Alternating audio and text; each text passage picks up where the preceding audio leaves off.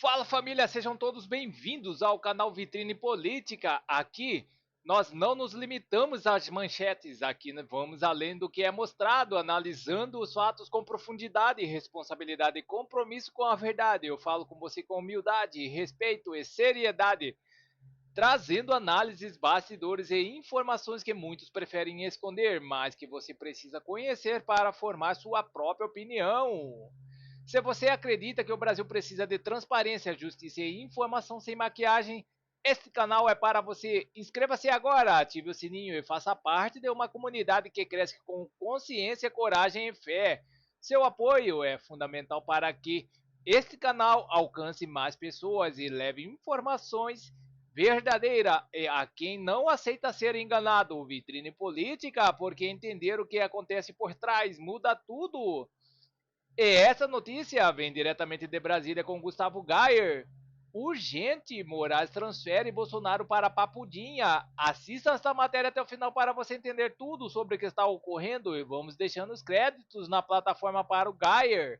E não se esqueça de deixar o seu comentário de dizer de qual cidade você vê esta matéria para que possamos saber aonde está chegando a nossa audiência.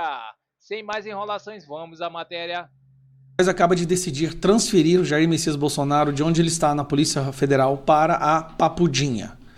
Agora deixa eu te falar, a esquerda vai ficar usando esse nome para tentar zombar do que está acontecendo, zombar do Bolsonaro, mas escuta o que eu vou te falar, isso é bom. Bolsonaro vai sair de um quarto do lado de uma máquina de ar-condicionado que faz barulho 12 horas por dia, sem convivência, sem pegar sol, onde ele fica lá o dia inteiro trancado de 12 metros quadrados, para um lugar que tem 54 metros quadrados, uma área externa que pega sol. Eu preparei aqui uma imagem desse lugar que ele está indo. Confia em mim, isso melhorou, isso é bom. Esquece que está usando o nome Papudinha, a gente está preocupado com a saúde do presidente, não é? Pois agora ele vai para um lugar onde ele vai ter acesso ao ar livre, onde ele vai ter muito, muito mais espaço.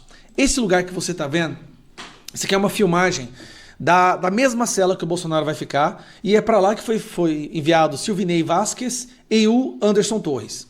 Então você pode ver que tem uma ampla área externa onde o Bolsonaro poderá andar, pegar sol, o que ele não pode fazer onde ele está agora, porque ele está num quartinho de 12 metros quadrados, isso aqui é 4 vezes maior do que o lugar que ele estava. Aqui ele tem um espaço, você pode ver que ele tem uma cama de casal, lá onde ele está é uma cama de solteiro, e é uma espécie de uma casa. Tem vários cômodos, aqui tem um cômodo onde tem uma geladeira. Mais à frente, você pode ver que tem aqui a pia, um filtro, muito mais estrutura para ele, inclusive para poder receber visitas, a lavanderia e ali no fundo o banheiro, né, muito maior do que o banheiro qual ele estava usando. Isso é bom.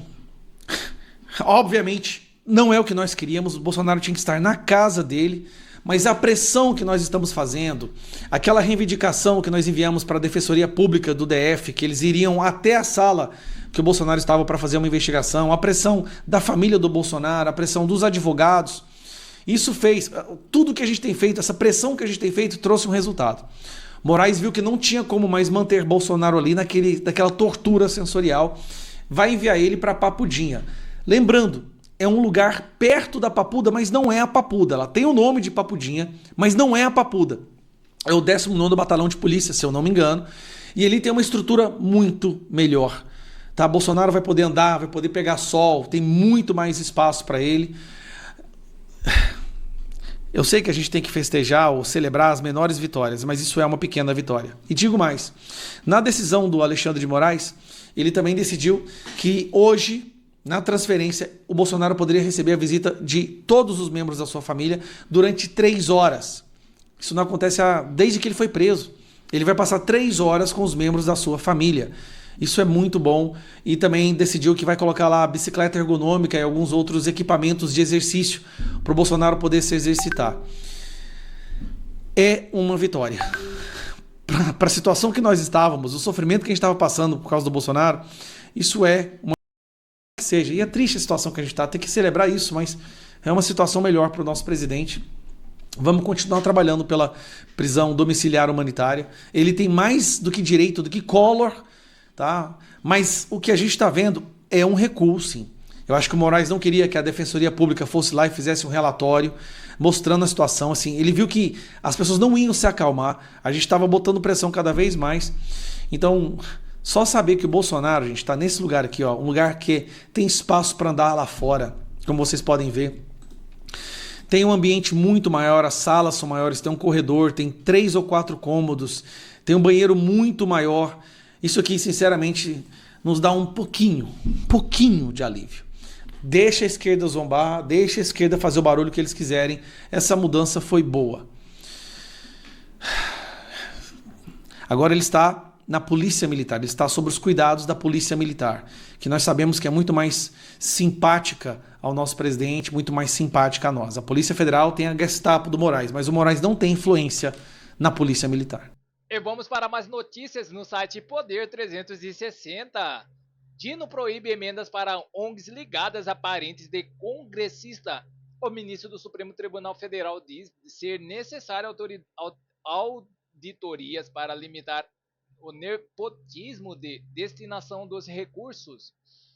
O ministro Flávio Dino, do Supremo Tribunal Federal, proibiu nesta quinta-feira o repasse de recursos de emendas para organizações sociais que tenham entre os seus quadros cônjuges ou parentes diretos de até terceiro grau do congressista responsável pelo recurso.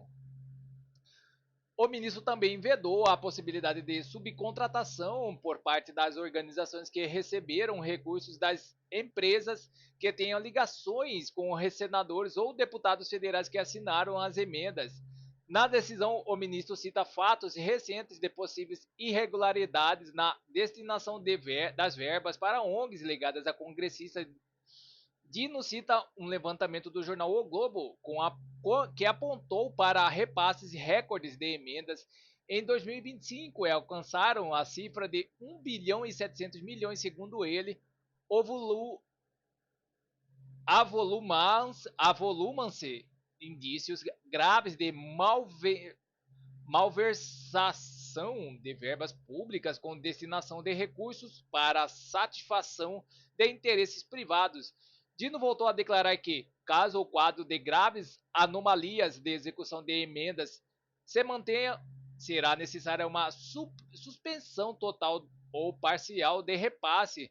Qualquer tentativa de contornar a vedação legal, seja por interpostas pessoas, vínculos indiretos com construções artificiais de autonomia formal nas entidades do terceiro setor, afronta frontalmente o núcleo axiológico das citadas normas, que é impedir que agentes públicos utilizem sua posição institucional para favorecer entidades com as quais mantêm laços familiares, diretos ou indiretos, escreveu o magistrado.